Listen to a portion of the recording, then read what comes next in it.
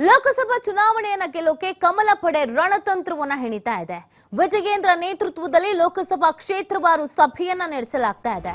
ಬೆಂಗಳೂರು ಹೊರ ವಲಯದಲ್ಲಿ BJP mega meeting ಅನ್ನ ಹಮ್ಮಿಕೊಂಡಿದೆ. ಸಭೆಗೆ ಆಗಮಿಸಿದ್ದಾರೆ ಬಿಜೆಪಿ ಶಾಸಕರು, ಜಿಲ್ಲಾಧ್ಯಕ್ಷರು, ಮುಖಂಡರು.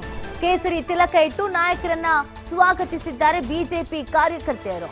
ಸಭೆಯಲ್ಲಿ ಅಭ್ಯರ್ಥಿಗಳ ಆಯ್ಕೆ ಸಂಬಂಧ ಮಹತ್ವದ ಚರ್ಚೆ ಆಗುತ್ತೆ. ಕೋರ್ ಕಮಿಟಿ ಸದಸ್ಯರಿಂದ ಕ್ಷೇತ್ರವಾರು ಅಭಿಪ್ರಾಯ ಸಂಗ್ರಹ ಆಗುತ್ತೆ. ಅಭ್ಯರ್ಥಿಗಳ ಆಯ್ಕೆ ಪ್ರಕ್ರಿಯೆಗೆ ಅಧಿಕೃತ ಚಾಲನೆ ನೀಡುವಂತ ಸಾಧ್ಯತೆ ಇದೆ. ಸಭೆಯಲ್ಲಿ ಆಕಾಂಕ್ಷಿಗಳ ಮಾಹಿತಿಯನ್ನ ಕಲೆ ಹಾಕಲಿದ್ದಾರೆ ನಾಯಕರು. ಲೋಕಸಭಾ ಚುನಾವಣೆ ಬಂದಿರುವಂತಹ ಹಿನ್ನೆಲೆಯಲ್ಲಿ ಪಕ್ಷ ಸಂಘಟನೆ ಮತ್ತು ಕ್ಷೇತ್ರವಾರು ಯಾರನ್ನ ನಾವು ಅಭ್ಯರ್ಥಿಯಾಗಿ ನಿಲ್ಲಿಸಬೇಕು, ಯಾರ ಪರವಾಗಿ ಜನರ ಒಲವಿದೆ, ಎಲ್ಲಿ ಬಣ ಬಡಿದಾಟ ಇದೆ, ಎಲ್ಲಿ ಅಸಮಾಧಾನ ಇದೆ, ಅದನ್ನೆಲ್ಲ ಹೇಗೆ ಸರಿದೂಗಿಸ್ಕೊಂಡು ಹೋಗ್ಬೇಕು, ಯಾರು ನಿಂತ್ರೆ ಒಳ್ಳೆಯದು, ಯಾರು ನಿಂತ್ರೆ ಸಮಸ್ಯೆ ಆಗತ್ತೆ, ಎಲ್ಲಿ ಗೆಲುವು ಸುಗಮ ಹಾದಿ ಇದೆ, ಎಲ್ಲಿ ಕಷ್ಟ ಆಗತ್ತೆ, ಇದೆಲ್ಲದರ ಬಗ್ಗೆಯೂ ಕೂಡ ಚರ್ಚೆಯನ್ನ ಮಾಡಲಾಗತ್ತೆ. ಒಂದು ನಿರ್ಧಾರವನ್ನ ತೆಗೆದುಕೊಳ್ಳಲಾಗತ್ತೆ.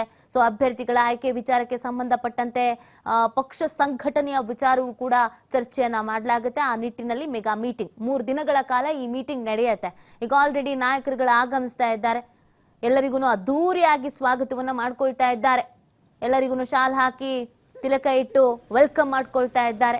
3 ದಿನಗಳ ಸಭೆಯಲ್ಲಿ ಏನೆಲ್ಲ ಮಾತಾಡ್ತಾರೆ, ಏನೆಲ್ಲ ಸಲಹೆ ಸೂಚನೆಗಳನ್ನ ಪಡ್ಕೊಳ್ತಾರೆ, ನೀಡ್ತಾರೆ ಅನ್ನುವಂಥದ್ದು ಕುತೂಹಲ ಕಾಣ್ಪಾಗ್ತಾ ಇದೆ.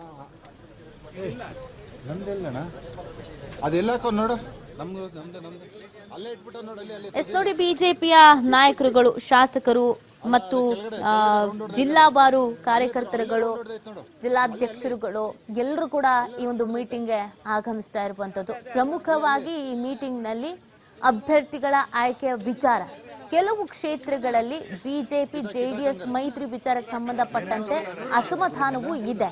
ಇನ್ನು ಕೆಲವು ಕಡೆಯಲ್ಲಿ ಪೈಪೋಟಿ ಇದೆ, ನಾನ್ ನಿಂತ್ಕೊಳ್ತೀನಿ ಅಂತ. ಇನ್ನು ಕೆಲವು ಕಡೆಯಲ್ಲಿ ಕಾರ್ಯಕರ್ತರು ಇವ್ರು ನಿಲ್ಲೋದು ಬೇಡ ಅಂತ ಆಲ್ರೆಡಿ ಮನವಿ ಮಾಡ್ಕೊಂಡಿದ್ದಾರೆ, ಬೇರೆಯವ್ರಿಗೆ ಟಿಕೆಟ್ ಕೊಡಿ ಅಂತ. ಸೊ ಆ ತರದ ಸಮಸ್ಯೆಗಳು ಇದೆಯಲ್ಲ, ಅದೆಲ್ಲವನ್ನ ಚರ್ಚೆ ಮಾಡುವಂತ ನಿಟ್ಟಿನಲ್ಲಿ ಈ ಮೀಟಿಂಗ್ ಅನ್ನ ಕರೆಯಲಾಗಿದೆ. ಈ ಬಗ್ಗೆ ಮತ್ತಷ್ಟು ಮಾಹಿತಿಯನ್ನ ನೀಡ್ತಾರೆ ನಮ್ಮ ಪ್ರತಿನಿಧಿ ರಾಕೇಶ್. ಚುನಾವಣಾ ಸಮೀಪ ಬರ್ತಾ ಇದ್ದ ಹಾಗೆನೆ ಎಲ್ಲಾ ಪಕ್ಷಗಳು ಕೂಡ ಆಕ್ಟಿವ್ ಆಗ್ತಾ ಇದೆ. ಅದೇ ರೀತಿಯಾಗಿ ಬಿಜೆಪಿ ಕೂಡ, ಬಿಜೆಪಿಯ ಈ 3 ದಿನಗಳ ಸಭೆ ಯಾವ ರೀತಿಯಾಗಿ ಮಹತ್ವವನ್ನ ಪಡ್ಕೊಳ್ತಾ ಇದೆ? ನೀತಿ, ಬಿಜೆಪಿ ಲೋಕಸಭಾ ಚುನಾವಣೆ ಸಲುವಾಗಿ ಇವತ್ತು ಕ್ಲಸ್ಟರ್ ವಾರ್ ಸಭೆಯನ್ನು ಆಯೋಜನೆ ಮಾಡ್ತಾ ಇದೆ. ಇವತ್ತು ಮತ್ತು ಶನಿವಾರ 2 ದಿನಗಳ ಕಾಲ ಈ ಸಭೆ ನಡೆದಿದೆ. ಇವತ್ತು ಒಟ್ಟಿಗೆ 18 ಲೋಕಸಭಾ ಕ್ಷೇತ್ರಗಳಿಗೆ ವಿಭಾಗವಾರು ಸಭೆಯನ್ನು ನಡೆಸಲಾಗ್ತಾ ಇದ್ದು, ಇವತ್ತಿನ ಸಭೆಯಲ್ಲಿ ಅಭಿಪ್ರಾಯ ಮತ್ತು ವಿಚಾರಧಾರೆಗಳನ್ನ ಆಲಿಸುವ ಪ್ರಕ್ರಿಯೆಯನ್ನ ಜಾರಿ ಮಾಡೋದಕ್ಕೆ ನಿರ್ಧಾರ ಮಾಡಿದ್ದಾರೆ. ಅಂದ್ರೆ ಮೈಸೂರು ವಿಭಾಗ ಸೇರಿದಂತೆ ಉಳಿದಂತೆ ಎಲ್ಲಾ ಭಾಗಗಳಿಗೂ ಸೇರಿದ ಹಾಗೆ ಇವತ್ತಿನ ಸಭೆಯಲ್ಲಿ ಚರ್ಚೆಯನ್ನು ನಡೆಸಲಾಗ್ತಾ ಇದೆ. ಎಲ್ಲರಿಂದ ಅಭಿಪ್ರಾಯವನ್ನು ಸಂಗ್ರಹಿಸಿ ಮುಂದುವರಿಯುವುದನ್ನಾಗಿ ಇವತ್ತಿನ ಸಭೆಯಲ್ಲಿ ಹೇಳಲಾಗಿದೆ. ನೀತಿ, ಧನ್ಯವಾದ ರಾಕೇಶ್ ತಮ್ಮ ಡೀಟೇಲ್ಸ್ಗಾಗಿ. ಎಸ್ ನೋಡಿ, ನಾಯಕರುಗಳ ಆಗಮನ ಆಗ್ತಾ ಇದೆ. ಯಡಿಯೂರಪ್ಪನವರು ಕೂಡ ಆಗಮಿಸ್ತಾ ಇದ್ದಾರೆ. ಅಶೋಕ್ ಅವರು ಆಲ್ರೆಡಿ ಬಂದ್ರು. ಬಿಜೆಪಿ ರಾಜ್ಯಾಧ್ಯಕ್ಷರಾಗಿ ವಿಜಯೇಂದ್ರ ಆಯ್ಕೆ ಆದ ನಂತರ ವಿಜಯೇಂದ್ರ ಅವರು ಒಂದ್ ಕಡೆಯಲ್ಲಿ ಫುಲ್ ಆಕ್ಟಿವ್ ಆಗಿದ್ದಾರೆ. ವಿಪಕ್ಷ ನಾಯಕನಾಗಿ ಅಶೋಕ್ ಅವರು ಆಯ್ಕೆ ಆದ ಮೇಲೂ ಕೂಡ ಯಾವ ರೀತಿಯಾಗಿ ಪಕ್ಷ ಸಂಘಟನೆ ಮಾಡಬೇಕು, ಈ ಬಾರಿಯ ಚುನಾವಣೆಯನ್ನ ಹೇಗೆ ಅತಿ ಹೆಚ್ಚು ಸೀಟ್ಗಳಿಂದ ಗೆಲ್ಲಬೇಕು ಅನ್ನುವಂಥ ನಿಟ್ಟಿನಲ್ಲಿ ಸ್ಟ್ರಾಟಜಿಗಳನ್ನ ಮಾಡ್ತಾ ಇದ್ದಾರೆ. ಕೆಲವು ಕ್ಷೇತ್ರಗಳಿಗೆ ಸ್ವತಃ ಅವ್ರುಗಳೇ ಹೋಗಿ ಭೇಟಿ ಕೊಡ್ತಾ ಇದ್ದಾರೆ. ಇದೀಗ ಈ ಮೀಟಿಂಗ್ನಲ್ಲಿ ಕೆಲವೊಂದಷ್ಟು ಚರ್ಚೆಗಳಾಗತ್ತೆ, ಸಾಧಕ ಬಾಧಕಗಳ ಚರ್ಚೆ ಆಗತ್ತೆ.